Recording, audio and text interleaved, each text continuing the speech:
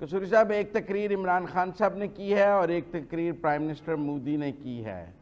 آمنے سامنے رکھیں تو شکوہ جواب شکوہ ہی نظر آتا ہے.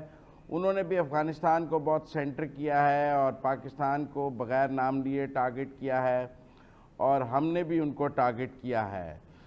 آپ اس اسٹریٹجی کو سال ہر سال سے ہم ایسے ہی دیکھ رہے ہیں کہ یہ دونوں ممالک کے جو ہیڈ آف دی اسٹیٹس ہیں یونائٹڈ نیشنز میں ایک دوسرے کے خلاف تقاریر کرتے ہیں. آپ کو اس بار دونوں میں سے کس کی تقریر کا امپیکٹ زیادہ لگا؟ نہیں تو مناسب نہیں کسی پاکستانی سے یہ پوچھنا.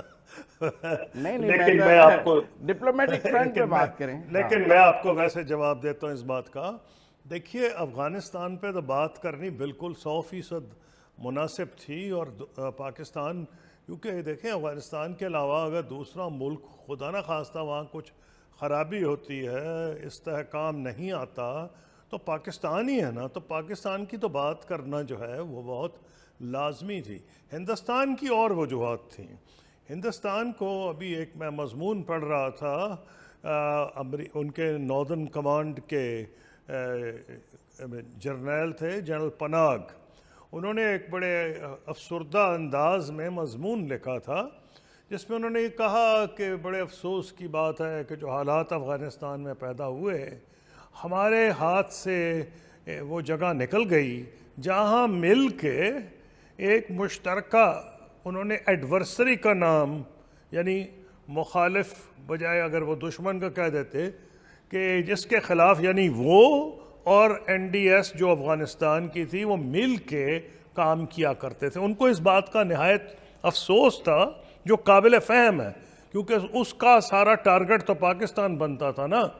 یا ہمارے ہاں حملے ہوتے تھے کے پی میں یا بلوچستان میں، تو اس کا ان کو بہت افسوس ہے. اس کا مودی صاحب کو بھی افسوس ہے. انہوں نے اتنی انویسٹمنٹ کی، صرف میں پیسوں کی بات نہیں کر رہا کہ وہ $3 بلین کا ذکر کرتے ہیں، انہوں نے انسانوں میں انویسٹمنٹ کی، اور وہ پچھلے 40 سال میں کی. جب سوویٹ یونین گیا اس وقت بھی امریکہ سوویٹ یونین کا ایلائی انڈیا تھا. تعلقات ان کی جو انٹیلیجنس ایجنسی تھی ایک تو رشینز کی تھی، اور کھاد جو تھی وہ ان کی تھی افغانستان کی. تو اس کے ساتھ بہت اچھے اور قریبی تعلقات تھے. کھاد کے بعد جب امریکہ آیا اور یہ نئی حکومت آئی جو پرو ویسٹرن تھی، وہاں این ڈی ایس آ گئی. این ڈی ایس میں کئی لوگ پرانے وہی تھے اور رجحانات وہی تھے جو کھاد والے تھے. تو انہوں نے دبا کے پاکستان دشمنی کی. وہاں سے میں ان کئی کیریکٹرز کو جانتا ہوں بحیثیت وزیر خارجہ. میری ملاقات بھی ہوئی ہے یہ امر اللہ صالح صاحب سے، اور مجھے پتہ ہے وہ کتنے زہر سے بھرے ہوئے تھے پاکستان کے بارے میں. تو جب مودی صاحب ذکر کرتے ہیں تو لگتا ہے ان کے دل کے درد کی وہ آواز ہے. وہ کیسے نہ کریں جو جنرل پناگ نے کہا کہ اتنا ان کے ہاتھ سے وہ علاقہ نکل گیا جہاں بیٹھ کے وہ پاکستان کو تنگ کیا کرتے تھے. تنگ تو خیال بہت کچھ اس سے زیادہ کیا کرتے تھے. تو وہ انہوں نے، اور پھر ان کی جو انویسٹمنٹ تھی انسانوں میں اور پیسے میں، وہ بھی جو ان کے حساب سے تو ضائع ہے نا. تو وہ کیوں نہ بولیں ان کا. لیکن دیکھنا یہ ہے کہ ان کا جو بولنا ہے کیا وہ عام تجزیوں کے مطابق یا عام جو بینچ مارکس ہیں، کیا انٹر اسٹیٹ ریلیشنز میں یہ ہونا چاہیے کہ آپ تیسرے ملک میں بیٹھ کے ایک ملک پہ حملے کریں. تو ان کا بالکل کوئی جواز نہیں بنتا. لیکن قابل فہم ہے کہ ان کو تکلیف ہوئی ہے کیونکہ اتنا بڑا دھکا شاید بھارت کو 40 سال میں پہلے نہیں لگا. اچھا نہیں، پر دیکھیں نا، اگر ہم سائیڈ لائنز پہ دیکھیں تو جو ڈپلومیٹک ایکٹیویٹی ہے وہ انڈیا کی بہتر نظر آتی ہے پاکستان سے. کوائٹ کی میٹنگ، ان کی بائیڈن سے میٹنگ، خان صاحب نے تو خطاب بھی ورچوئل کیا، خود گئے نہیں. لوگ اس کو ایسے بھی کر رہے ہیں کہ شاید سائیڈ لائنز پہ کوئی اتنی ملاقاتیں طے نہ ہو سکیں اس لیے، ورنہ ہم تاجکستان جیسے اجلاسوں میں تو چلے جاتے ہیں تو یو این میں کیوں نہیں گئے. تو اس لیے اس میں تو ہمیں نظر آتا ہے کہ بھارت ہم سے بہت بہتر ہے ڈپلومیٹک فرنٹس پہ، سائیڈ لائنز پہ. دنیا ان سے زیادہ بات کر رہی ہے ہماری نسبت. نہیں دنیا نہیں، اگر آپ دنیا کو صرف امریکہ جا سمجھتے ہیں تو پھر تو آپ کی بات 100% ٹھیک ہے. امریکہ نے کوڈ کی جو میٹنگ کیوں بنائی، یہ میٹنگ دیکھیں ان میں کیا قدر مشترک ہے.